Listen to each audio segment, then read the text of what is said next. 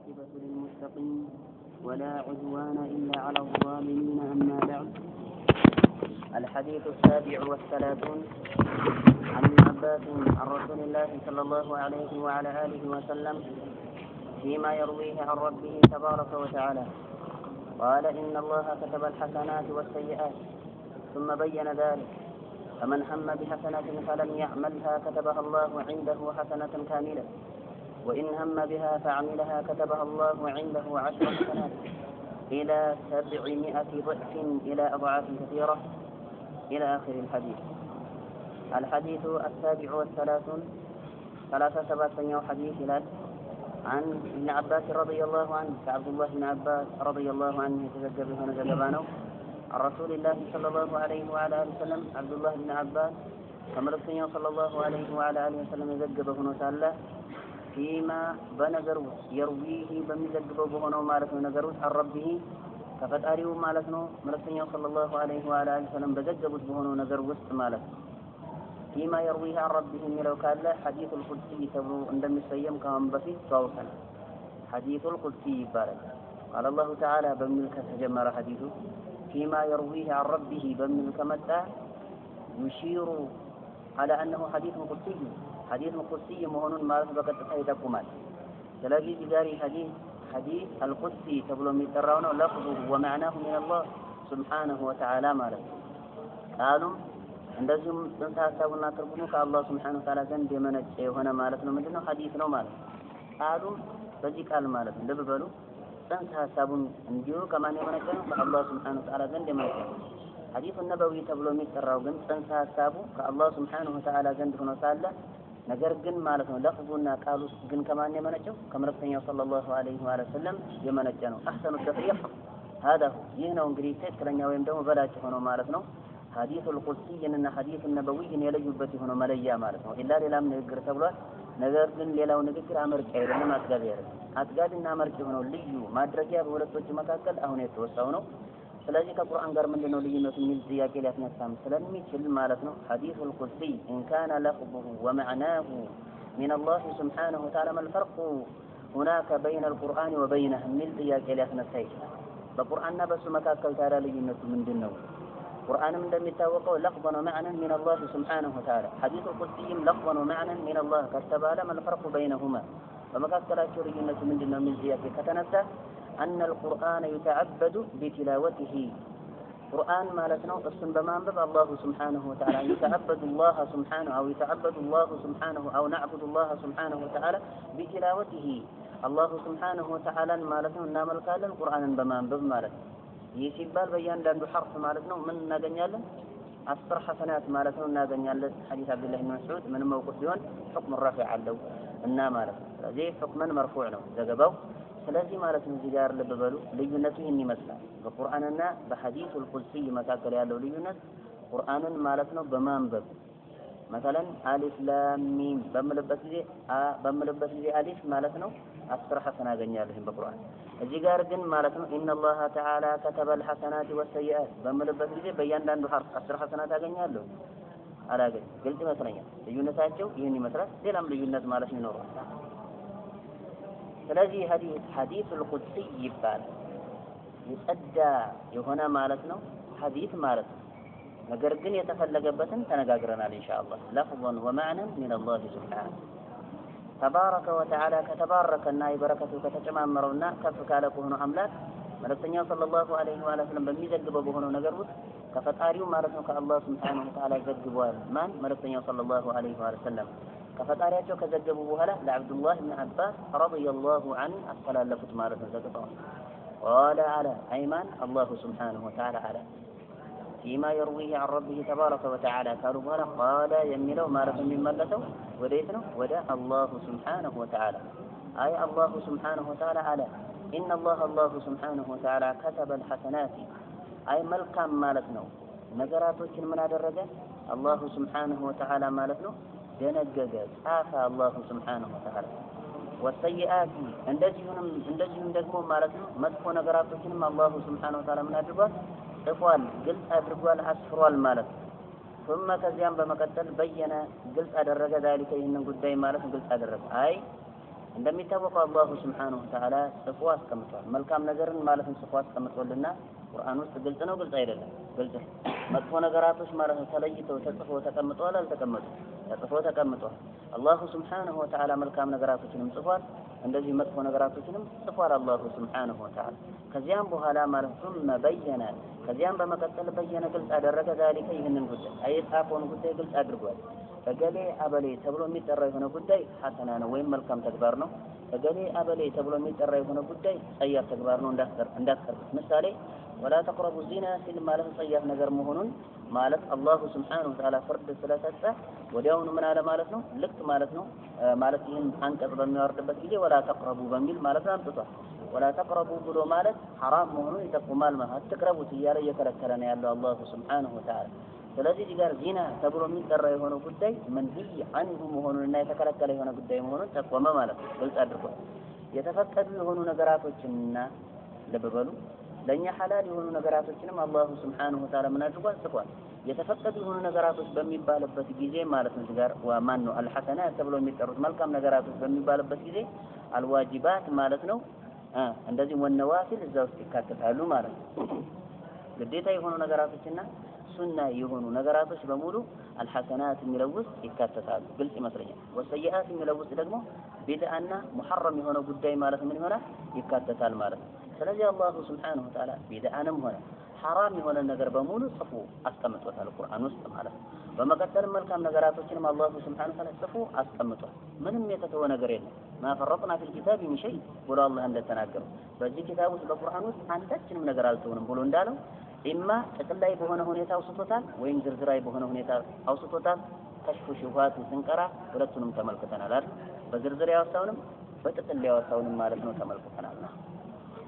ثم በየነ ከዚያም ግልጽ አደረገ ማን ነው ثم ከዚያም በመቀጠል በየነ ግልጽ አደረገ ذلك ይህንን ጉዳይ ግልጽ አደረገ። ሐሰናውንም ግልጽ አድርጓል፣ ሰይአውንምና ሰይፍ ተግባራቶችንም ግልጽ አድርጎልናል።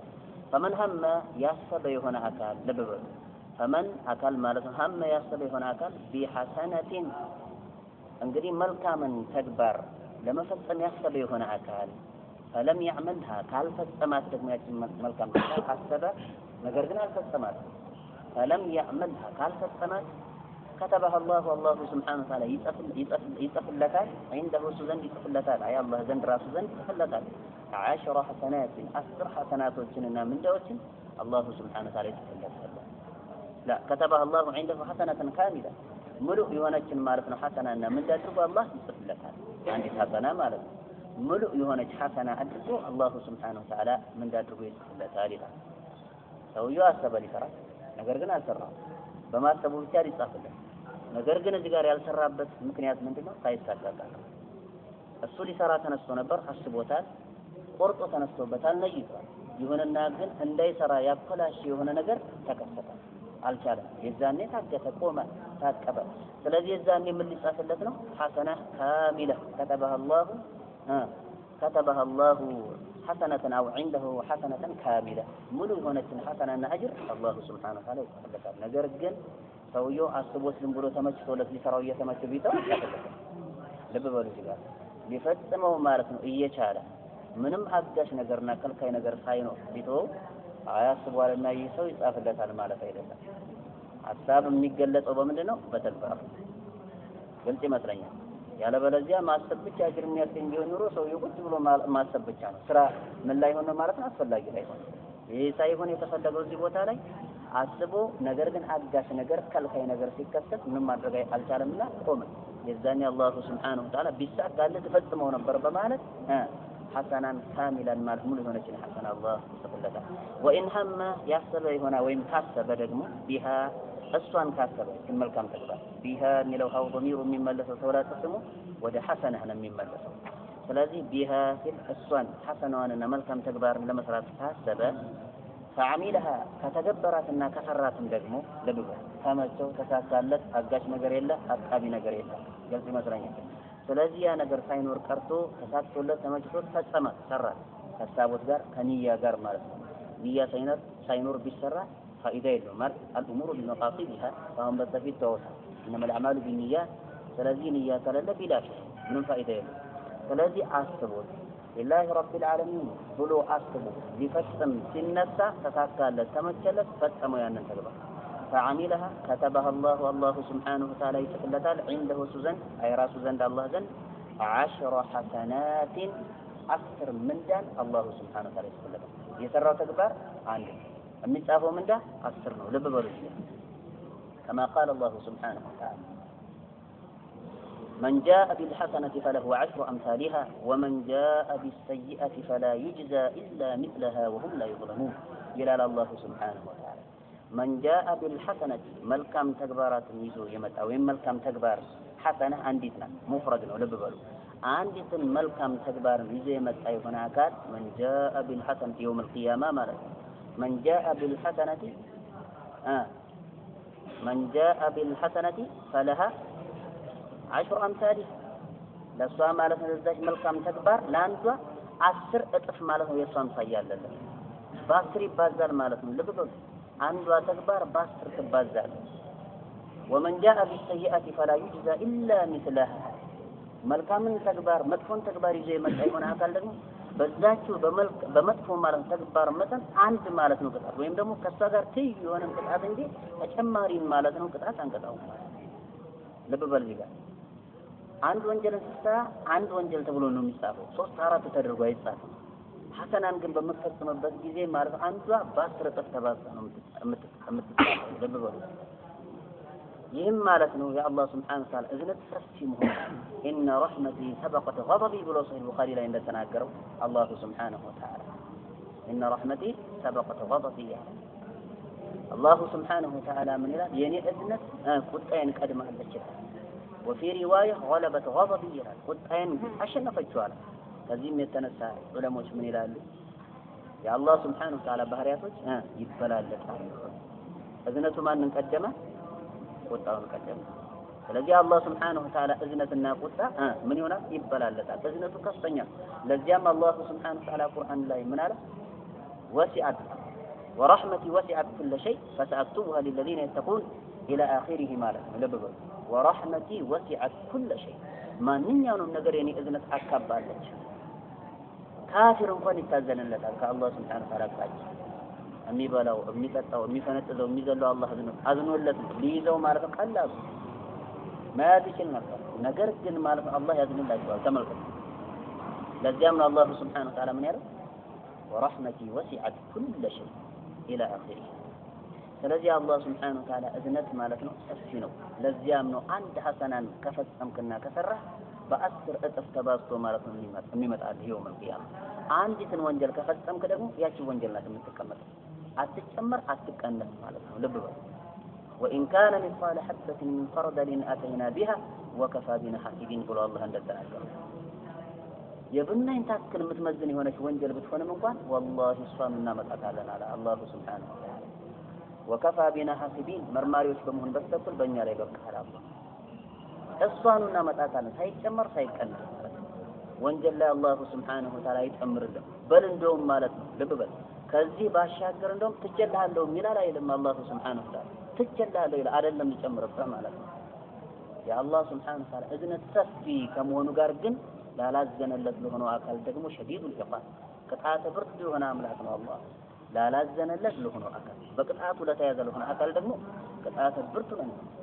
ይሁንና ግን የአላህ Subhanahu Wa Ta'ala እዝነት ሰፊ ነው ይሄንን ልንረዳ ልናውቅ ይገባል وإن هم بها فعملها كتبها الله عنده 10 حسنات إلى 700 ضعف على بلا 10 حسنة لا يبتار لم يقوم إلى 700 على إلى 700 على الكسبات ما تدرك إلى ضعف على الكسبات ما تأطف درس ضعف بلو ماله أطف ماله الكسبات ما تأطف درس يا بزال كمن أنسى فإخلاص أنسى سراتنا لله رب العالمين كما درجاتنا أنسى ለአላህ ብቻ አስበን ምን ሰራ ከሆነ እስከ 700 ድረስ እጥፍ አንዷ ሐሰና አንዷ መልካም ተግባር በ700 ትባዛለች ማለት ነው ልብ በል ነገር ግን ይህ የሚሆነው ከምን አንፃር ነው ከስራችን ማለት ነው ከስራችን መጽዳት አንፃር ማንኛውም ስራ ለላህ ረብ العالمين የጸዳ ከሆነ ማለት ነው አጅሩና ምንለው ይጨምራል ማለት ነው ነገር ግን ለላህ ረብ العالمين ያጸዳ ከሆነ ጽዳቱ ከናካቴው ከመሰረቱ ከሌለ አጅር ያስገኝ በል ያስጠይቃል የውመል ቂያማ ነስአሉላህ አልዓፊያ። ነገር ግን ማለት ነው ጽዳቱ ደግሞ የተወሰነ እንከን ካለበት ይቀንሳል ማለት ነው። ልብ በሉ። ስለዚህ ከሰውየው ኢኽላስና ስራ ሊላሂ ረቢል ዓለሚን ከማድረግ አንጻር ማለት ነው ማለት በ700 እጥፍ ይባዛል አንዱ ሐሰናት ይባዛል። ስለዚህ ስራችንን ሊላሂ ረቢል ዓለሚን ለማድረግ መጣር አለብን። አይዋ ለዚያም ነው ሶላት ራሱ ደረጃው የተለያየ ሁለት ዘገባ መጣች ቡኻሪና ሙስሊም ላይ ማለት ነው። አንደኛው ዘገባ ሙተፈቁን ዐለይሂ የሆነ ዘገባ ነው ማለት ሶላቱ الجماعة تفضل على صلاة الفجر ب27 درجة من ዘገባ አለ ሌላኛው ዘገባ ደግሞ ب25 درجة من ዘገባ አለ 27ን ተገጫጨ የሚል ጥያቄ ሊያስነሳል አልተገጫጨም على حسب خشوع الصلاة ما صلاة ላይ ሰውየው خشوع ማለት ነው ከመኖሩ አንፃር خشوع የጸዳ ከሆነ ወስዋስ ከሌለበት የዱንያን ማለት ነው ኮተት ሶላት ውስጥ ገብቶ የማይፈክር የማያስተነትን ከሆነ ወደ አላህ የተጣጣ አካል ከሆነ በልቡ ነው የዛኔ 27 ማለት ነው ደረጃ ያለኝ። ነገር ግን ማለት ነው ኢኽላሱ ማለት ዝቅ ያለበት ከሆነ ደግሞ 25 ያገኝ። ከዚያም በታች ያገኛል። ከናካቴ ሶላት የሚያለለው አካል አለ። ግልጽ ይመስለኛል ኢንሻአላህ። طيب إلى أضعاف كثيرة هذا ወደ ብዙ እጥፍ አለ ከ700 በላይ 700 ብቻ ማለት ሲባል እንዳይደንቀህ አለ 700 ብቻ ሳይሆን ማለት ነው በል ከዛም በላይ ማለት ይታጠፋል። إلى أضعاف كثيرة ወደ ብዙ እጥፍ ማለት ይታጠፋል አለ። وإن هم ካሰበ ደግሞ بسيئة ጠያፍ ተግባር መጥፎ ተግባርን ካሰበ ሰውየው فلم يعملها ካልፈጸመትና ካልሰራት كتبها الله سبحانه وتعالى ይጽፍለታል እሷን عنده سوزن حسنة كاملة ሙሉ ይሆናል ማለት ነው። አጅርና ምንዳን ይጽፍለታል። ያልሰራው ለማን ብሎ ነው ሳይመቸው ቀርቶ ይላል። ሊሰርቅ ማለት ነው ግንብ ላይ እንደተንጠላጠለ ባልተቤቱ አንተ ሲሎ ስለወረደ የዛኔ ያልሰራውንና ሐሰና ይጻፍለታል ማለት አይደለም። ሊላሂ ረቢል ዓለሚን አስታውሶ ሊዘርፍ ብሎ የውመል ቂያማ ማህሸር ላይና መሰብሰቢያው ቦታ ላይና ሜዳ ላይ እርቃኔን እቀጠቀሳለሁ የሚለውን አስታውሶ ከተመለሰ ከተወ የዛኔ በቀጥታ አላሁ ስብሓነሁ ወተዓላ የክቱቡ ለሁ ሐሰነተን ካሚላ ሙሉ የሆነችን አጅር ምንዳ አላሁ ስብሓነሁ ወተዓላ ይጽፍለታል። ወይላ ሳይመቸው ቀርቶ ያደርጋል።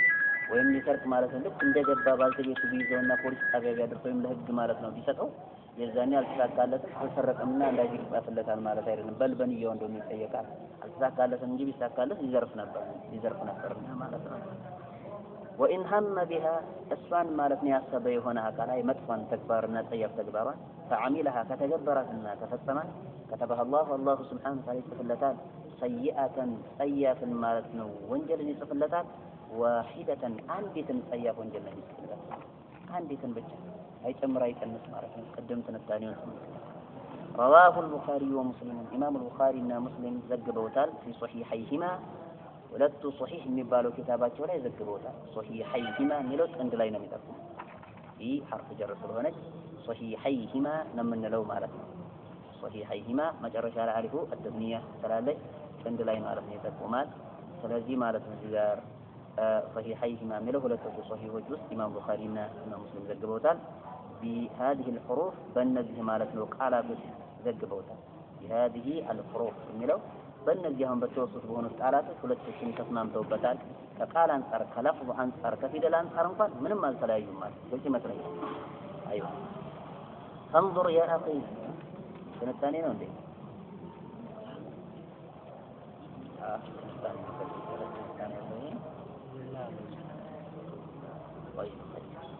ሁለተኛውን ሐዲስ እንመልከት። ሰዓት አለ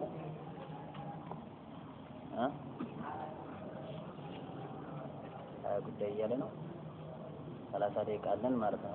በሁለት ስለዚህ 30 ደቂቃ አለን። ገረፍ እናድርገው ነው ነገ እንመልከተው። ትላንት እንደውም የዚህኛው ሰዓት ተጎድቷል መሰለኝ አይደል? ስለዚህ በቃ ኢንሻአላህ